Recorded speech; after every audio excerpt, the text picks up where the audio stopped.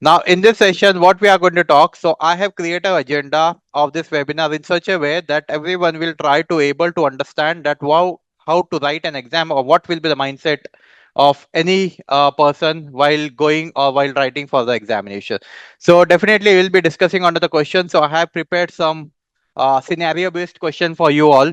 Okay, so we will follow one common approach.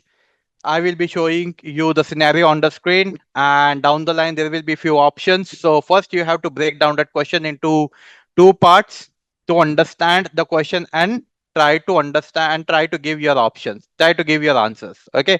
And post to that, I will try to justify your answers as well. Okay. So we'll follow that approach. So there are some 10 scenario questions that we are going to cover. Okay. And by end of the session, I will be giving you some tips and tricks as well. Okay, so let's get started.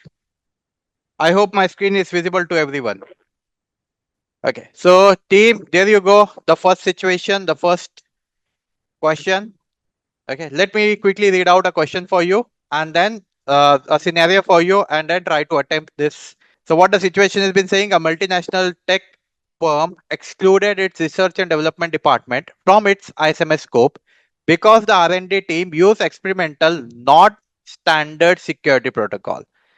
The lead auditor notes that the R&D department shares the same physical office and the local networks as well as a part of the operation in the department, which is in the scope. Okay. So this is what the scenario has been saying. Now, what the question has been asking from the scenario, how should the auditor proceed? Accept and exclude the R&D process, issue a non-conformity because physical and network boundaries are blurred, suggest the R&D department to move to a different building, and verify if the risk from R&D to operation have been identified and treated. Okay. Now place yourself as an auditor. Now what you are going to do in that situation, try to think from that perspective. Can an organization exclude a department from the ISMS scope if they are sharing the same environment? That is your network and office within that same scope area. A multinational tech firm excludes its research and development department from its ISMS scope because the R&D team use experimental and non-standard security protocols. The lead auditor notes that the R&D department shares the same physical office and the local network as an operation department, which is in the scope. Okay. Now, how should auditor is going to proceed it further? Accept and exclude the R&D department, issue a non-conformity because the physical and network boundaries have been blurred over here, suggest the R&D department to be moved into a different building, or verify if the risk from the R&D to the operation have been identified and treated. If R&D shares the same network and space, it can further impact your operation. So what is happening over here? The scope is not properly separated, isn't it? So that means it's straight away non-conformity. It's not an D option. It's straight away non-conformity. Situation itself has been saying the R&D shares the same physical office and the local network as well. Situation itself it has been saying. So straight away it's a non-conformity. Okay. Now, what will be your approach while writing such type of an or while solving such type of an question? Take a minute time, read the question, understand, and try to break the question. Okay. Directly don't jump into the option. First understand what the situation is. Okay. What are the keywords from that situation? And then try to look into the option one by one. Okay. Now let's solve the next question. During an interview, the CEO mentioned that they have delegated all the information security responsibilities to the IT manager and haven't reviewed the ISMS performance personally this year. This is the situation. Now, what the question has been asking, which clause is getting violated over here? Which clause is being violated? Clause number 5.1, leadership and commitment. Clause 7.2, competency. Clause 8.1, operational planning. Or clause or the annexure 5.1, talking onto the policies of information security.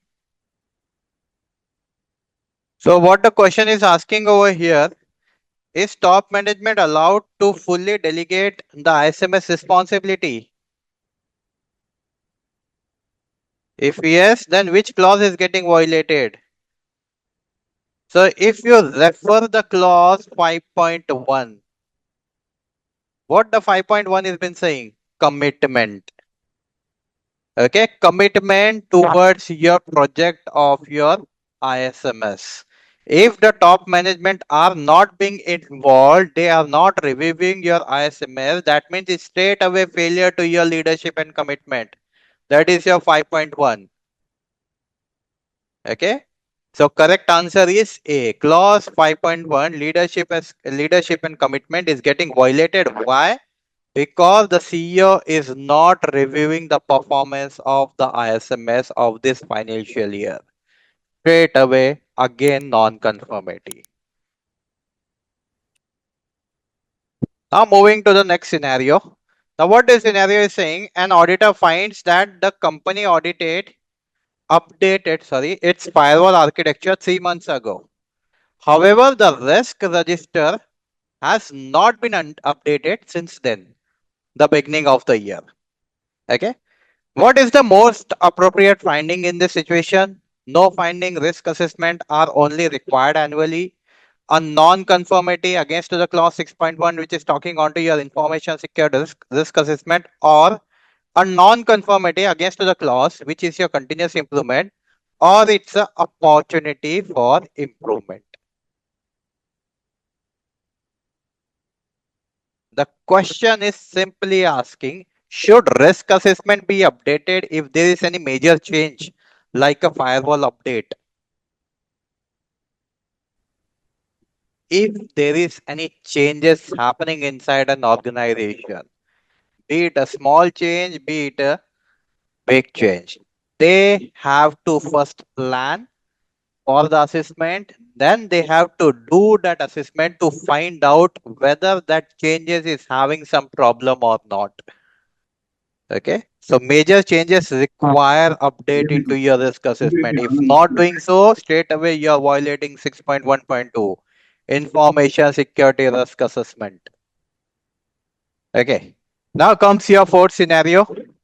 What the scenario is saying, first of all, the HR manager provides a list of all employees who attended the security awareness training. However, there is no evidence of an evaluation to determine if the employee actually understood the training or not. This is a deficiency in which clause 7.2 competency, clause 7.3 awareness, clause 7.5 documented information, or it's a problem into the control, which is an extra 7.2.2 talking on information security awareness education and training. First, try to understand what question is asking. Okay, so what question is saying is attendance in training is enough to prove your competency. That is what your question is asking. No evaluation, which means no proof of competency. Okay.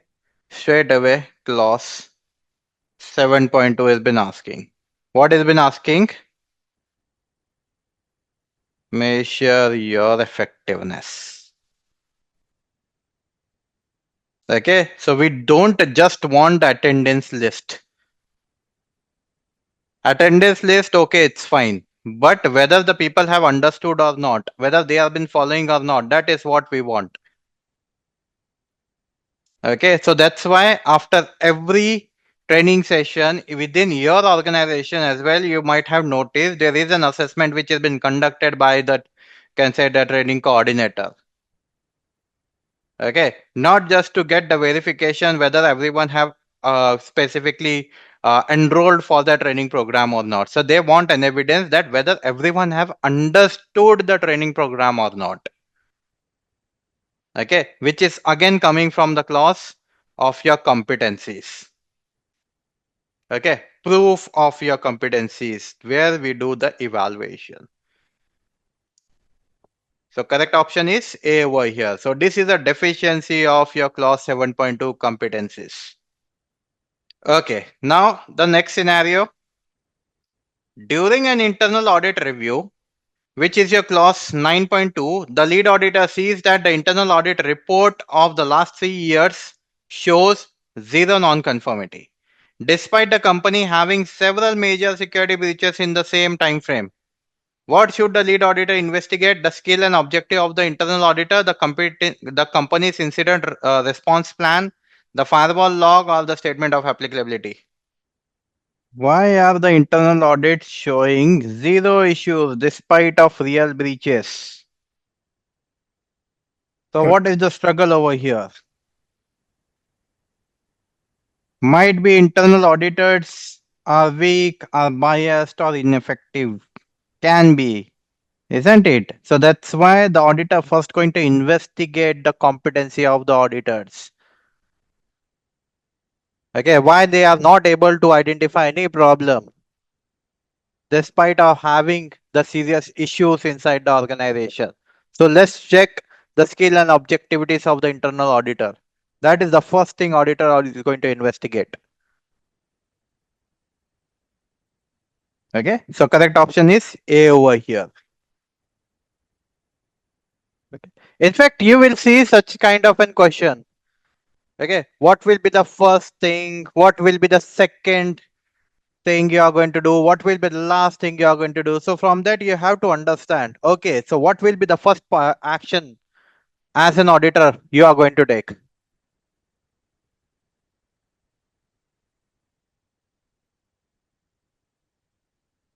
Okay, so you have to map the complete audit program. Okay, now next scenario, an auditor look for the asset register for the customer database asset. The owner is listed as the IT department. Now, why this is a potential issue? Only individual can be a owner, not the department. The IT department should never be never owns the data. They are only the custodians. Asset owner must be C-level executives only, or the IT department is the correct owner of all your digital assets. The question is simple. Can a department like IT be a owner of your business data? Yes. So IT team only manages the system. Okay, they don't own any data. Who is having the accountability to the data? The business owner is going to show the accountability. Okay, so the IT department should never owns the data. They are only the custodian. Okay, they are the responsible people to manage the system, not the data. Now comes the next scenario.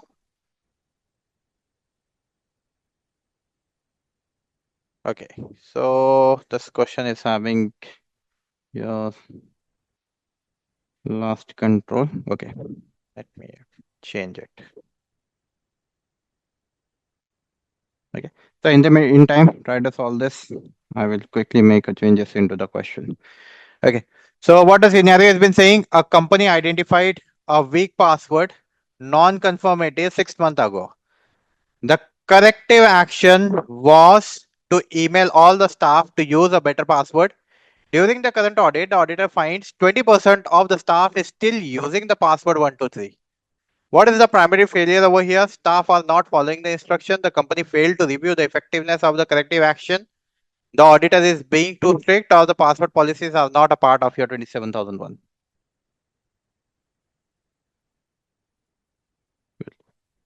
So what the question is saying is sending an email can say it will be an enough to fix any kind of unsecurity issue.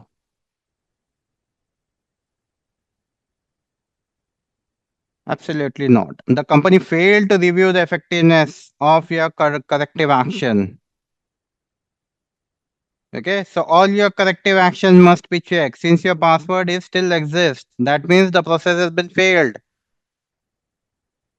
Okay, simply sending an email that you are going to follow this specific password policy with uppercase, with lowercase, along with that special character will not going to survive. Okay, you need to check whether everyone has been following those or not. Okay, so it will be a complete blunder then. If no one is following the practice. So there is the rule which has been created. If the rules have not been followed, then straight away it is a problem to the organization. Okay. So what is the failure over here? The company failed to review the effectiveness of your corrective actions. What are the corrective actions? That there was a weak password. They have made the corrections. They have updated to all the staff that use better password. Okay. So this is what they have updated, but it is not been tested. That was the failure.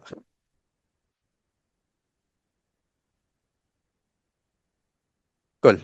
Now coming back to the question number 7.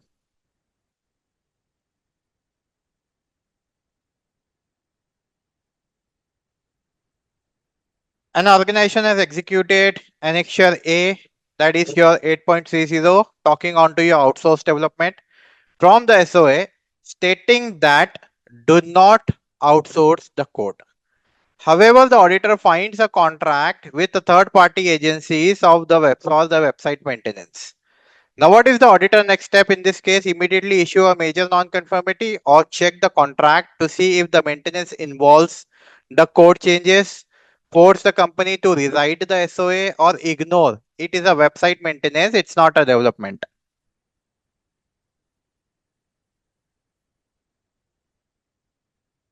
Let me ask you a very simple question.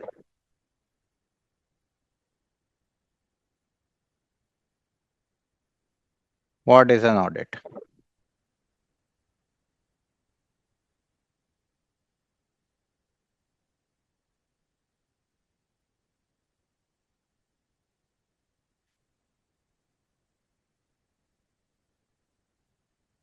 A generic question. What is an audit?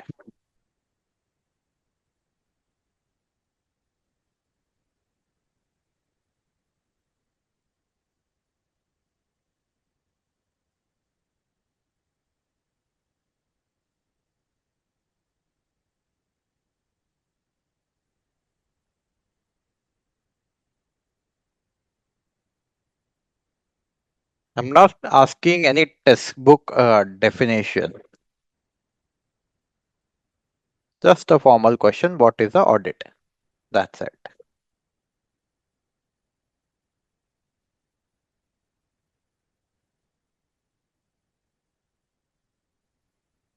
Can I say this? Audit is a fact finding process. That audit Yes. is a fact finding process. Okay.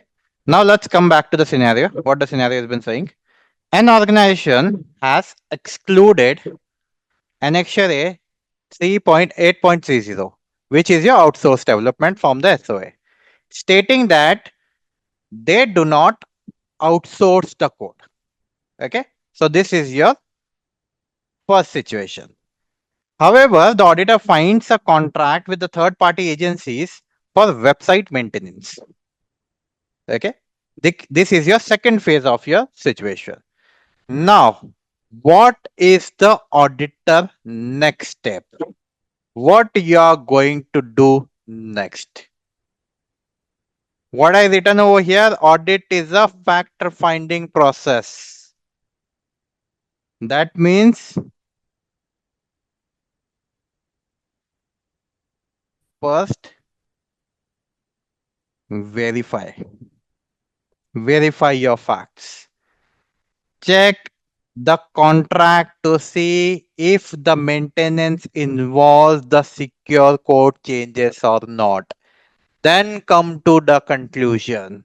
Then give the suggestion. First, verify whether those facts are right or not. If maintenance include the code changes, then you are going to state it that it's a non-conformity. If it is not, you are going to give a suggestion in that case. So first get verify the facts. Okay, how the auditor works based on to your the evidence. If there is no evidence, how you are going to present it?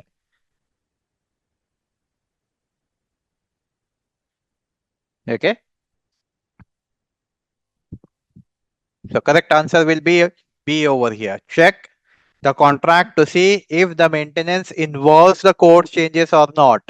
If yes, then immediately issue it's a major non-conformity. Okay, then come to the solution, then come to the final conclusion. Okay, so straight away we don't take the conclusion. First we verify the facts and then you will come to the conclusion until unless you have that can say the sufficient and can say the trust the right information because the evidence also requires some verification. Now moving on to the next question. While walking through the office, the auditor noticed that the server room door is not proper propped open. Okay, with a fire extinguisher uh, to let it cool air because the AC has been broken. Now, which annexure a control area is primarily compromised in this situation? Physical and environmental security, or the asset management, or the operation security, or your information security continuity. It's on physical security failure. Right. Option A. Very good.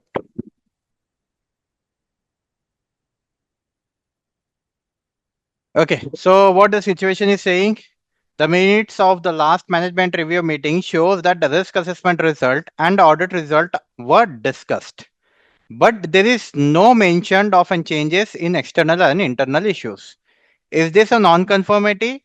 No, as long as the risks were been discussed, no external issues are only discussed during the initial setup. Yes, clause 9.3 required a specific input including the changes into the issues, or yes, but only if the company has changes its address. So the question is asking, is there is any requirement specifically talking on to the input towards your management review? It's a direct question. The minutes of the last management review meeting shows that the risk assessment result and the audit result were discussed, but there is no mentions of changes in external and internal issues. Is this a non-conformity? No or yes?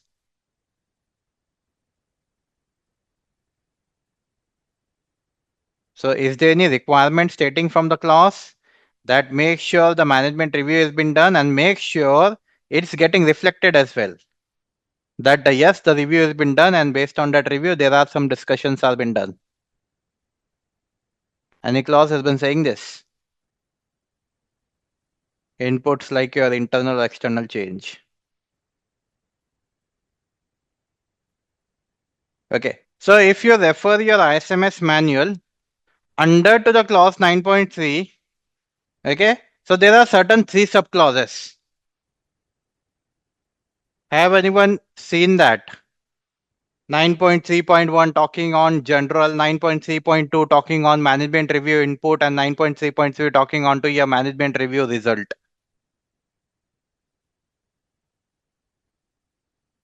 Isn't it? What 9.8.2 has been saying? That the management review must include the consideration if there is any changes into your internal or into your external issues that are relevant related to your information security management system, make sure it is been highlighted during the minutes of meeting. Okay, so that is what your 9.3.2 is been saying, to be very precise, and that to the specific B clause. It is further divided into A and B. Okay, so if you see such a direct question, You guys must be aware that all the exam specifically towards your lead auditor, be it a lead implementer, it's an open book exam. You are allowed to carry the ISMS manual. Okay, so straight away try to open the ISMS manual. You know the question is directly asking from the management review. That means it is from in clause 9.3. So quickly go through into the 9.3 point A, point B as well. Okay, what 9.3.1 has been saying, what 9.3.2 has been saying. Okay, so from there you can quickly do the verification. Okay, so again, this is a long story. First of all, you should know all the clauses into your fingertips. Control, I can still remember, I can understand remembering 93 control, it's a bit difficult, but clauses should be onto your fingertips.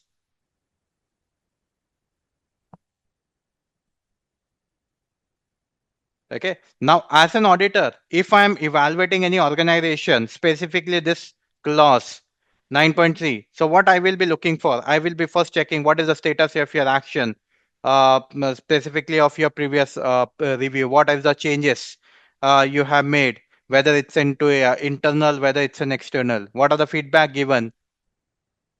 Okay, from your interested party, what are the result of your risk assessment? What are the review of that risk assessment? Okay, what is the opportunities of improvements are been suggested by the management? So this is what I will be asking, specifically targeting your clause 9.3. Understood? So your correct answer is C over here. Yes, clause 9.3 requires a specific inputs, including changes in issues as well, be it internal, be it external.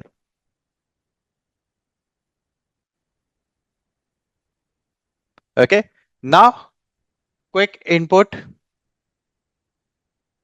Okay, I'm assuming everyone has been preparing for the examination, be it any certification body. There are many certification body out in the market, so you can pick any of it. So we have TUV, we have PECB.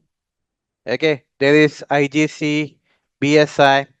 Okay, now every certification body have their own way to conduct an exam. Some might be going some might be going with an MCQ along with some scenario based question. Okay, some only focuses onto the scenario based question like your PECB. They will be asking some scenario based question, and out of that you have to write up an answer. Some will be asking subjective questions. Okay, or some will be asking a mix of subjective and objective. Okay, now one thing is very much common in every certification body: knowledge on ISMS.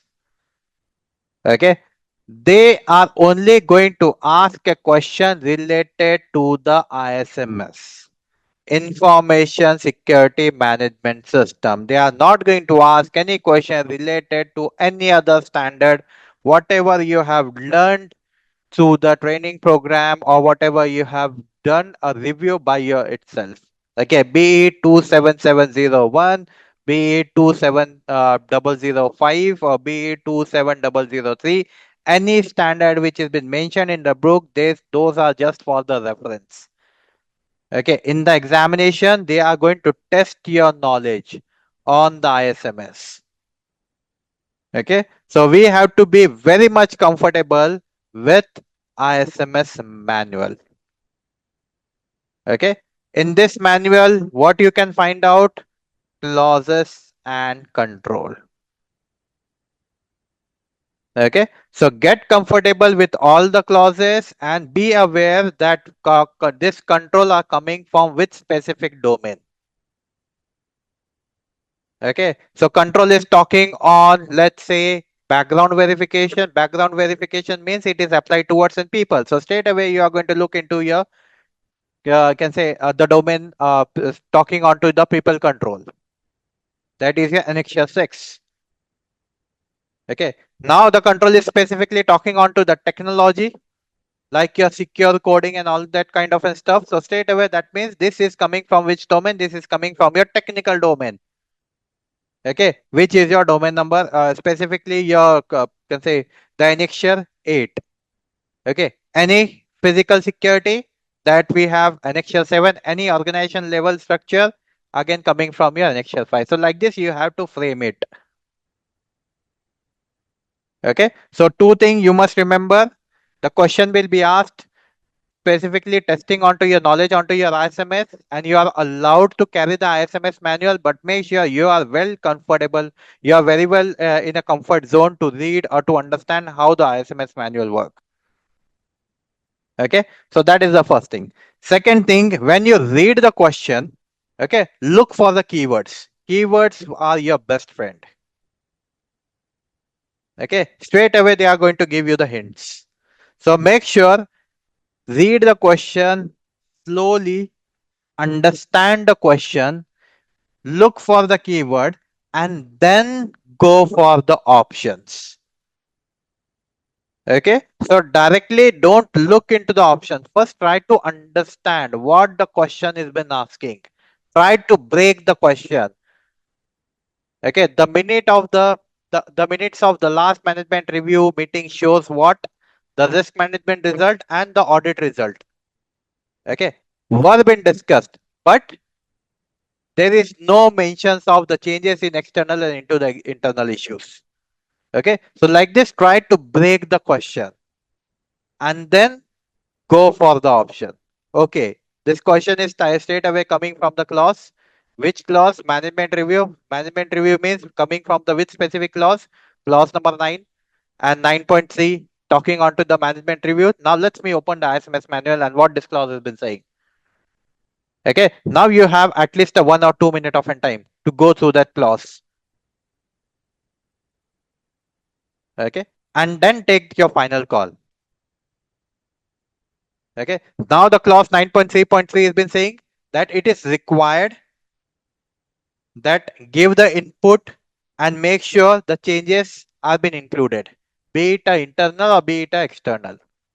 It's a mandatory. So that means straight away you can go for this. It's a non-conformity related to clause 9.3.